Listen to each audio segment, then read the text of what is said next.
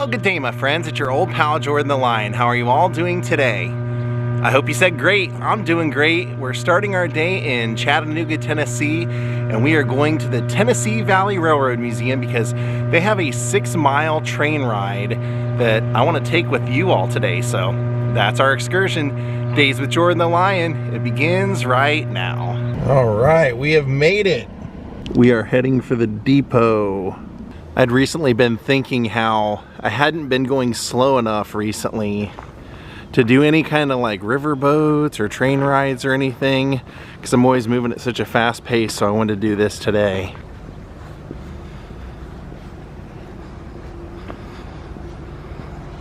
And I guess we get picked up at the Grand Junction Depot here.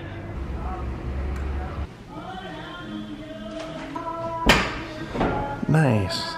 I love all the old signs they have still out. So it kind of felt like if you have a chance to ride a Chattanooga choo-choo, you kind of should, shouldn't you? All right, here comes our train.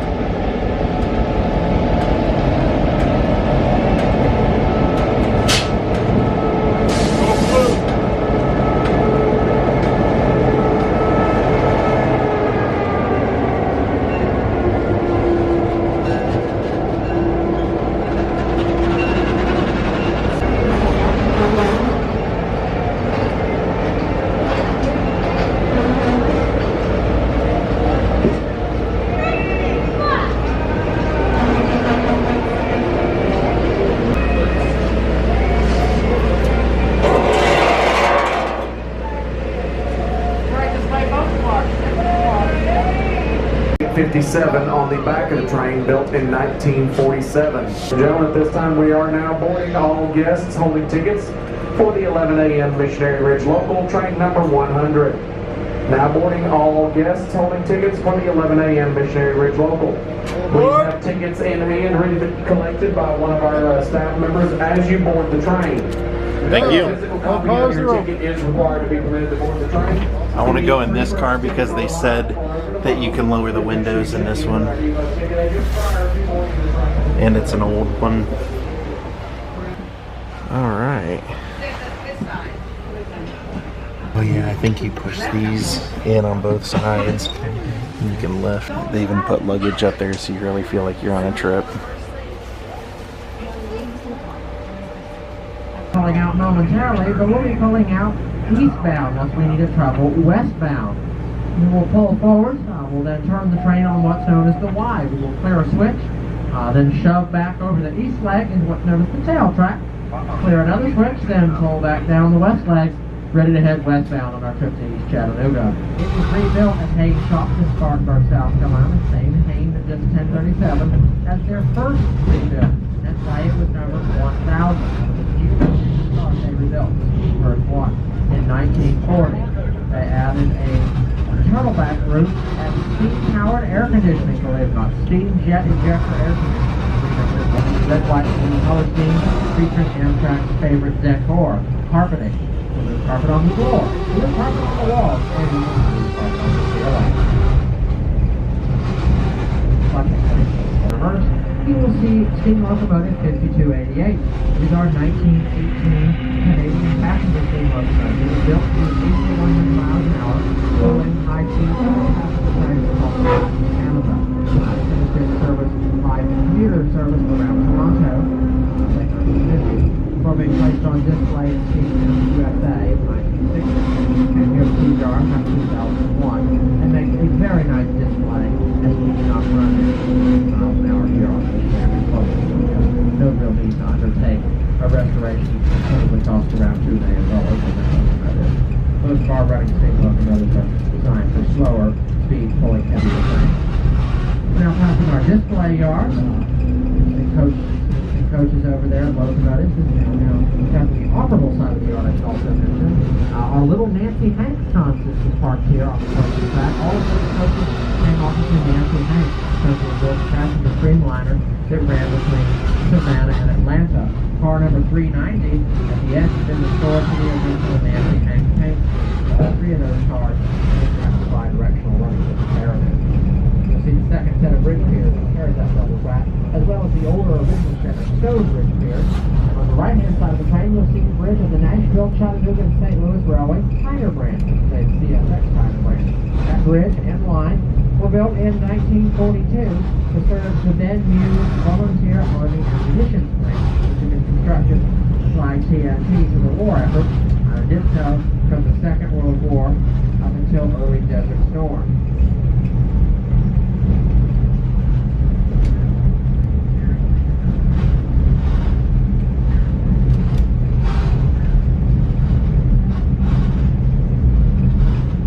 We're currently passing the Party siding on the left. This is today the only point of double track remaining on our route. As I mentioned, this entire line was on double track until 1954. Double track bridges, double track line, single track tunnel. I'll explain more later. We're now passing over our second bridge over the western Mid-Atlantic. WNA was the first rail line constructed in the city of Chattanooga, completed in the year 1850 as the Georgia State Road, but is still owned by the state of Georgia today, although they leased it out to the Pennsylvania. Cars to our 150-ton Derrick, the big coastal train. We also store some locomotives here. The first two will come on are the Redwoods. They were built in 1949 by the Electro Motors Division of General Motors for the Chicago and Northwestern Railway. Today they're famous for the Lehigh Valley. Ahead of them is the 7100, very historic locomotive. It was built in 1943 by the American Locomotive Company, or ALCO, for the United States Army. This line is double track with a single track tunnel. The original 1858 tunnel could never be wide due to unstable conditions on the ridge above. And this became the bottleneck double built before dynamite. So the navvies had a hand grade everything. They took the top of the resistance, which is very curvy. The Southern Railway rebuilt this line in 1900. They had dynamite. They made it almost diamond mines. Train speed. With the exception of one curve, today known as Homestead curve, after our approach to the right side. Anyone in car number 3000, please keep all main lights on and Denver to the side at all times.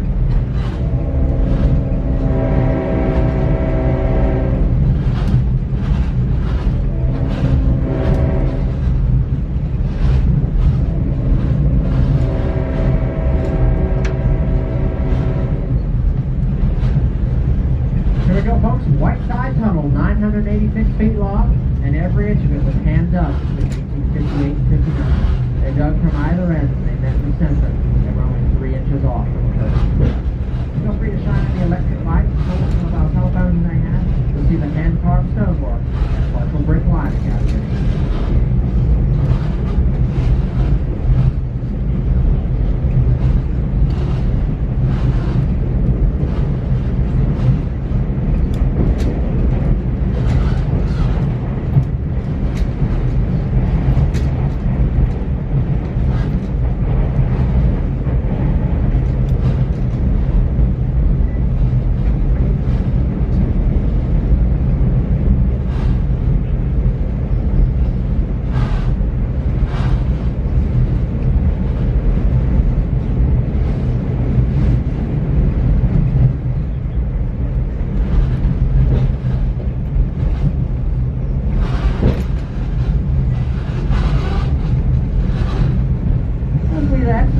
The single track would have opened back up into 2 tracks. There would have been interlocking here, signals, controlled from a signal box, VM tower, the foundation of which can be seen to the right of the train. And one train simply would have had to stop at that interlocking, whilst the opposite direction train passed through.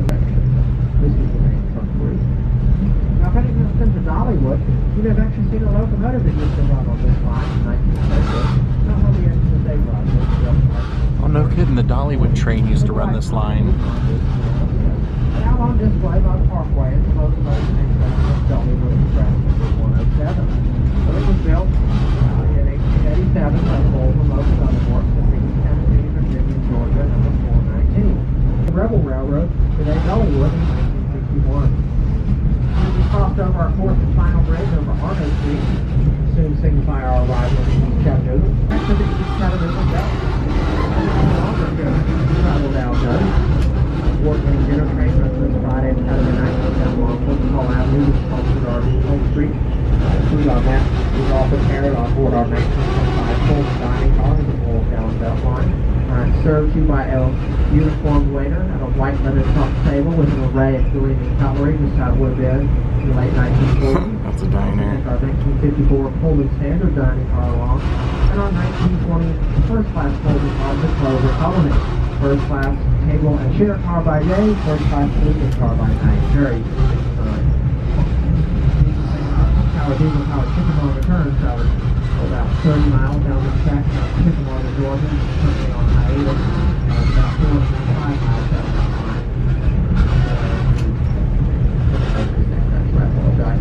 There's a bridge in there. There's a hot day cooked by one of our historic vehicles. Many times it was run by the 710. Coaches, the dining car there. So the steam fan are 9 hours under the holders along the dining car, a bunch of coaches, observation car, had with French coats on board, and it's currently on hiatus. We're not traveling there today, however, we'll be pulling to a stop in East Chattanooga momentarily. Alright, we're gonna get off for a little bit. Here's the turntable. They get it down here and they can just rotate the whole track.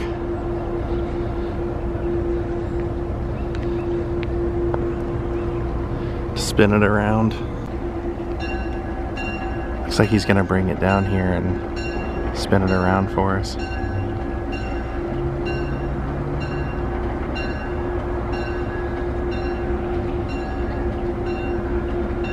Not sure what the conductors are doing.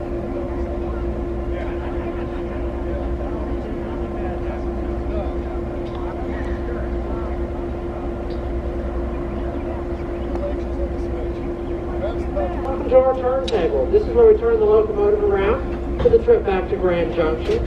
The turntable is a predominantly steam-era device, today's steam locomotive. With the coming of diesel locomotives like the 710, not only did they doom the steam engine, they also pushed turntables out of use.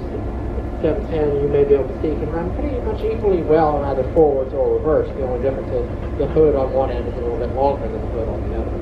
Whereas the steam locomotive with a large tender behind it that held 10, 20 tons of coal. So it's an 80-foot table. The turntable's only 80 feet long, and it weighs about 80 tons on its own. We'll be putting about 120-ton locomotive on top of it today. They might have been putting a 200-ton steam engine on it. He's saying they used to have to turn the turntable manually with like guys. They would have to come out here and grab a side and like pull it. Now, as the 710 rolls on, a little about it. It was built in 1950 by the Electromotive Division of General Motors, known as EMD, and they really were the most prolific manufacturer of diesel railway locomotives. 30s, also the present day. They just took over the full force now. Many of the other diesel locomotive builders also did steam locomotives. During the war, production was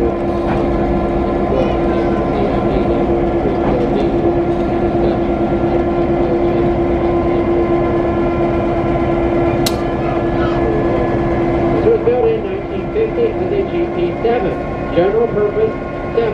So general purpose meant that these engines can be used And here it comes. freight usage or even passenger usage. Many of the passenger ones, though you can always tell, they had It's pretty cool. I've never seen this happen in person. They had two. I'm not moving. And that was because they had steam They are. generators in them to supply steam. Uh-oh, uh-oh. Something got off track or something. Oh no, the turntable derailed. Holy smoke, the whole thing just came off the track. I don't know how we're gonna get back. As you can tell, it's not lined up with a proper track now, so that's a problem. I knew there was a problem when that whole thing over there like went to a slant. I was like, that's probably not supposed to happen, is it? This is one of those moments where you yell, "What did you do?"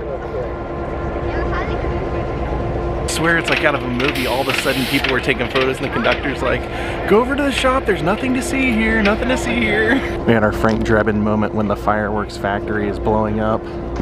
Move along, nothing to see here. Despite that happening, it's been a pretty fun experience.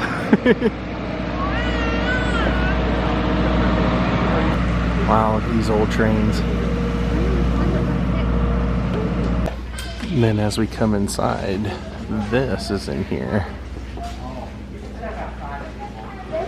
of our historic freight cars. Although you can't ride in a freight car, it is still a very historic part of railway heritage that we tell here in the museum atmosphere. One interesting freight car that we restored here was our Wilson refrigerator car. The same Wilson company that made sporting goods. They sold the rest of the animal as meat. Back then, if you were selling meat, that meant it had to travel by train. If you wanted to keep it cold, it had to be ice chilled. So they had special ice chilled refrigerator or reefer cars, which the 2719 is currently on display at Grand Junction is one of them. A 10-year period that cost about $1 million. So it looks like we're gonna have to take a different engine back because the one we showed up on is still stuck. Alright, they must have got a new train hooked up because I feel movement. I overheard one of the conductors saying he's worked here 9 years and the thing has never come off the track and the whole time he's been here. Here we go. And I'll say this, the people that work here, they know their stuff. They know all the history of the trains. They know how the trains work. They know everything. Very informative tour. They actually told me I could come back here and get the open air experience as we take off.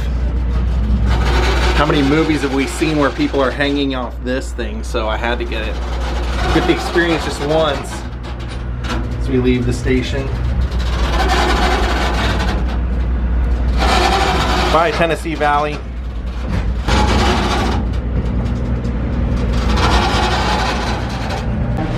I think I'm gonna go back and watch a lot of the ride from back here again. I enjoyed that.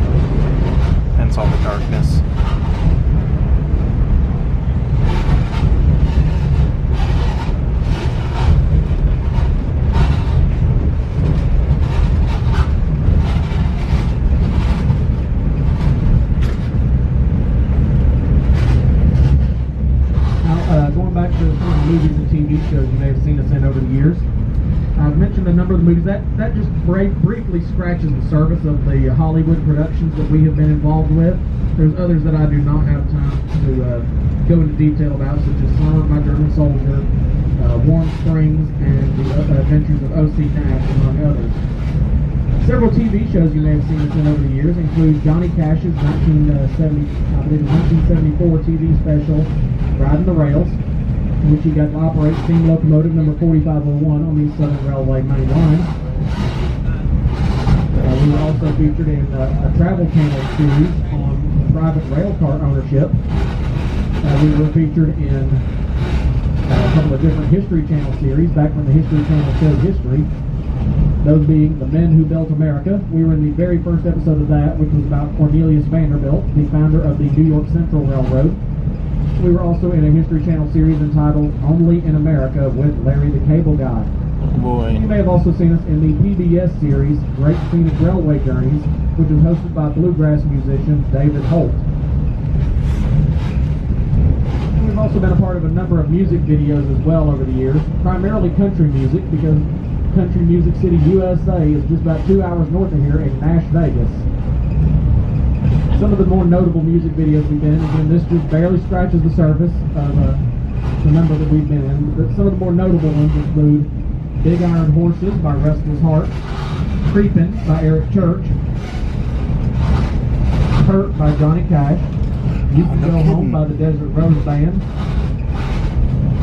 Midnight Train by the Charlie Daniels Band, and then one of my personal favorites, Long Black Train by Josh Turner.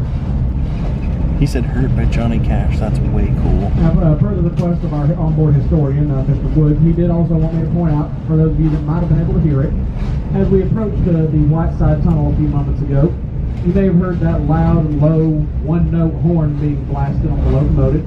That is the original 1951 air horn that was installed on the 1829 when it was delivered new to the Army from General Motors.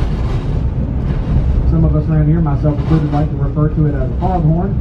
Other people, like Jacob, like to refer to it as a cow horn.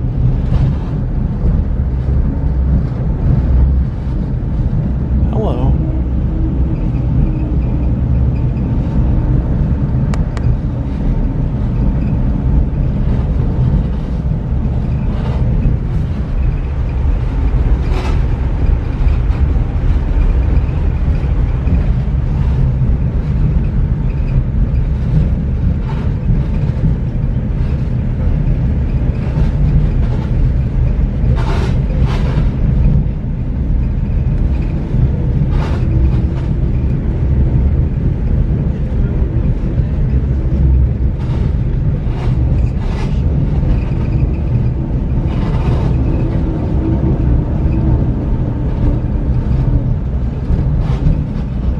Down there's where the old tracks used to be.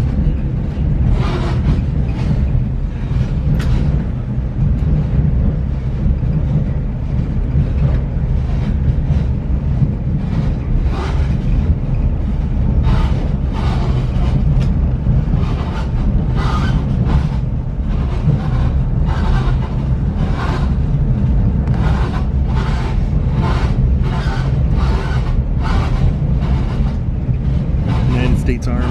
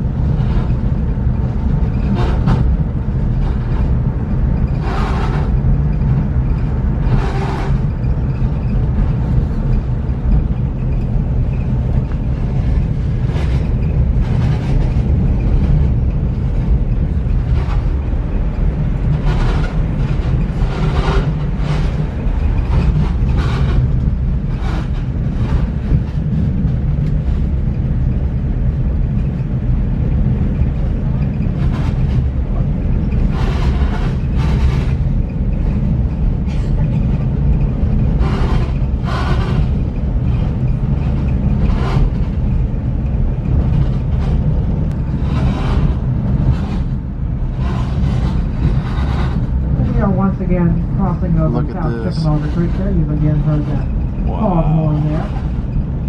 Approaching the yard limit momentarily. This is terrifying. I really hope you enjoyed this trip with us. You thoroughly enjoyed it. Should also mention, number 710 originally would have had one of those foghorns as well. And most diesel locomotives constructed between about 1930.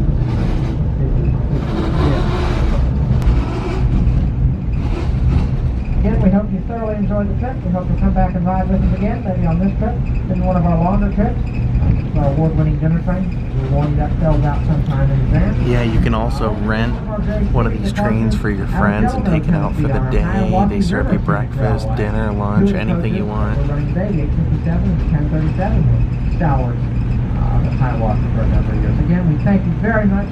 We apologize for the slightly delayed return. We hope you thoroughly enjoyed this. Thank you.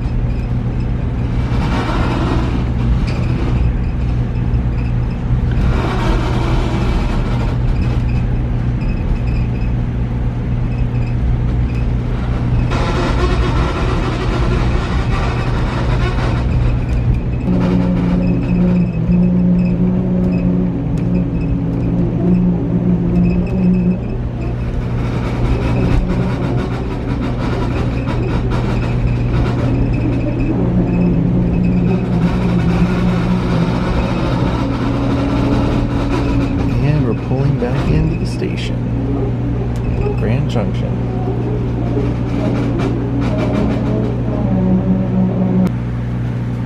All right, my friends, I hope you enjoyed today's vlog. This was quite a trip. It was not only fun and informative, but quite surprising. I did not expect to see a, I forget what he said, 16-ton piece of equipment break in front of my very eyes, but I did. So thank you all for watching. If you're new here, please hit the like button, please subscribe, and we will see you all next time. Have a great night, and goodbye. Woo-hoo.